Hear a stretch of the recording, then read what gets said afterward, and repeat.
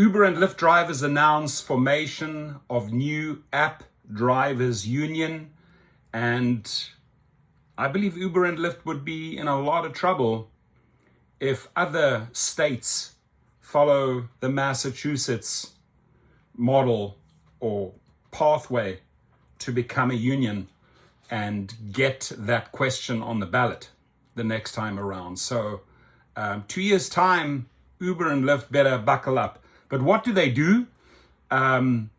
basically dump those costs on the riders. In Minnesota, for example, they came out yesterday and said riders' fares are going up 25%. So that's sort of their punishment. Uber and Lyft drivers, if you want to fight for higher pay or for minimum wage, we should be getting minimum wage anyway, then we'll just simply dump that difference we have to pay you on the rider, which makes the rider unhappy, which will affect your tip at the end of the day. That's just how it goes. It's a vicious circle.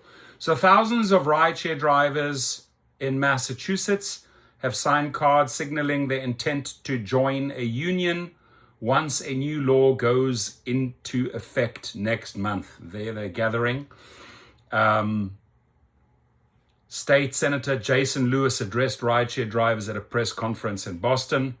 Rideshare drivers gathered Wednesday outside the Department of Labor in Boston to announce that they are ready to be formally recognized as a union.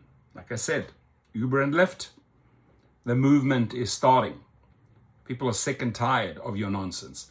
As soon as a new law goes into effect that makes Massachusetts the first state to allow Uber and Lyft drivers to join labor unions, representatives from the new group dubbed the App Drivers Union said that thousands of rideshare drivers across the state have signed cards expressing their desire to join. The union is being backed by 32BJ Service Employees International Union and the International Association of Machinists and Aerospace Workers, two of the largest labor groups in the country.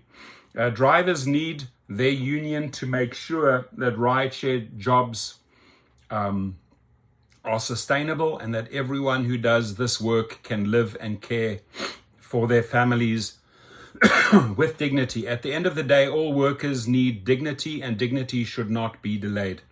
Rideshare drivers were given the ability to unionize through the passage of Question 3 on the election ballot in November. Just under 54% of voters supported it. Proponents of the measure, which included Congresswoman Ayanna Pressley and Attorney General Andrea Campbell, argued that drivers need immediate workplace protection. Other labor advocates, however, were more divided.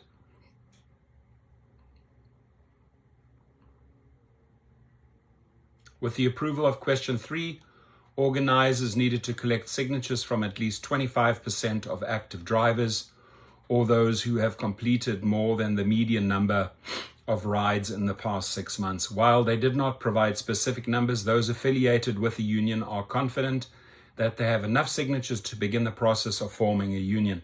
Lawmakers were planning to certify the ballot question Wednesday, and drivers will be able to vote on officially joining a union in January. Massachusetts drivers have been advocating for a way to unionize for years, saying they need better pay and improved working conditions.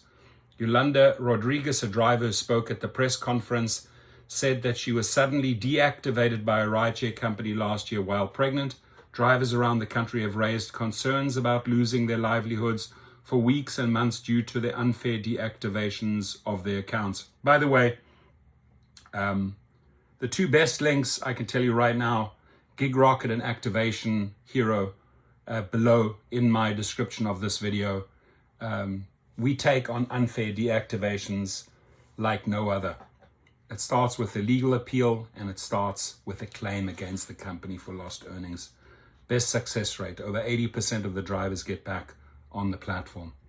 It is very difficult for drivers to get clear information about why they may have been deactivated. Very true, I can testify on that. Deactivation can happen as a result of minor customer complaints or even technical hiccups with the facial recognition software used by rideshare companies to verify drivers.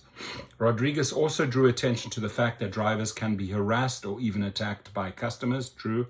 Driving can put us at risk. I've been sexually harassed by customers. That's why we need to be able to fight for stronger protections.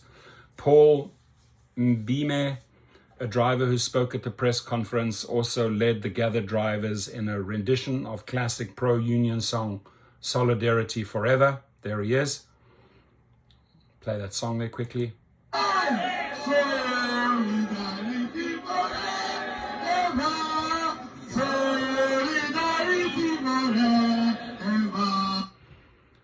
Solidarity forever. So there it is, my friends.